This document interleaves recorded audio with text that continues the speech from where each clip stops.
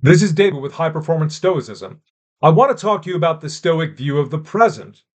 The Stoics hold that the present is the only moment that exists, the only moment that is real. The past is no more, and the future is not yet. Now, most people have this view of time, so that's in line with Stoicism, but it's what the Stoics do with this information that is important. And I believe understanding what they do with this information can help your life in many ways. Marcus Aurelius says, leave the past behind, entrust the future to providence, and focus on the present alone. That sounds like good advice, but again, most people will think that we should do that. But here's the first difference. You should actually try to do it. And let's talk about the present in relation to an example that everybody can relate to. Say at your workplace, there's a rumor going around that many people will be fired soon. And your boss makes an appointment with you for a meeting on Friday. It's the beginning of the week. The difference is the Stoic will attempt to do exactly what Marcus said and entrust the future to providence. It will work out and focus on the present alone.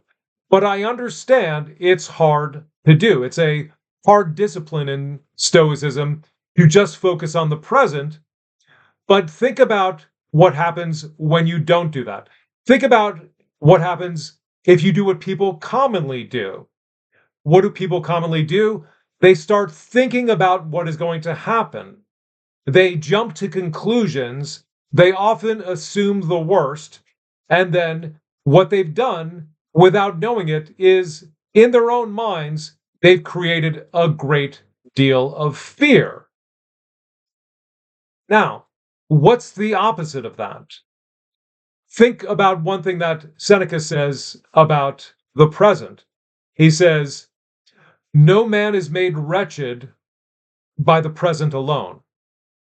In the present, whatever happens, you find you can really handle it. Meaning, when you're sitting across the desk from your boss and your boss tells you you're fired, if that's really what's going to happen, in your life, you know that's something you can handle. And especially if you've been given a little warning. In anticipation, what's going to happen is often much worse than what really happens. But people don't get this. And there's another important understanding of the present here that's important.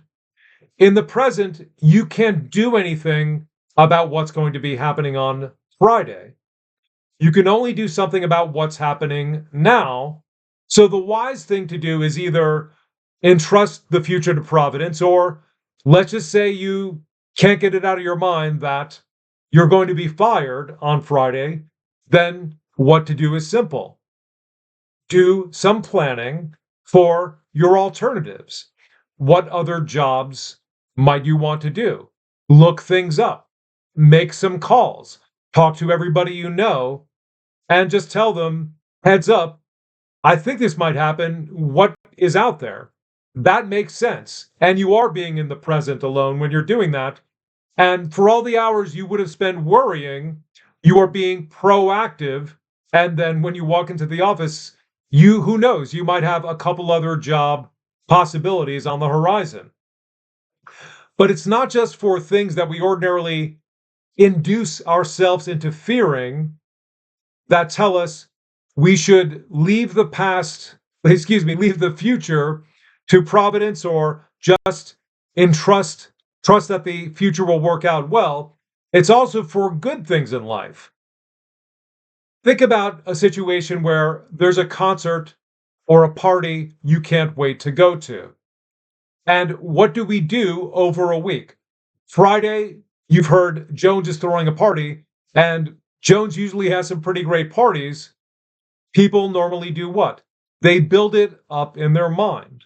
They lose track of what they can do in the present. They expend energy on things that are only in their imagination. And sometimes when we build something up so much, it turns out we make our experience worse. So it's actually, even for things you're excited about in the future, it's actually important to say, I'm going to entrust that to Providence. I will trust the future will work out well either way.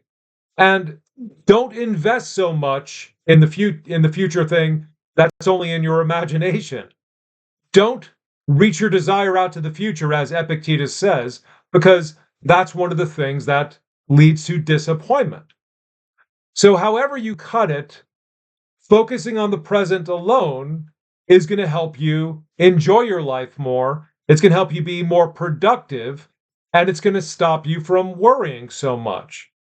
So, those are some of the things that we get from the Stoic view of the present.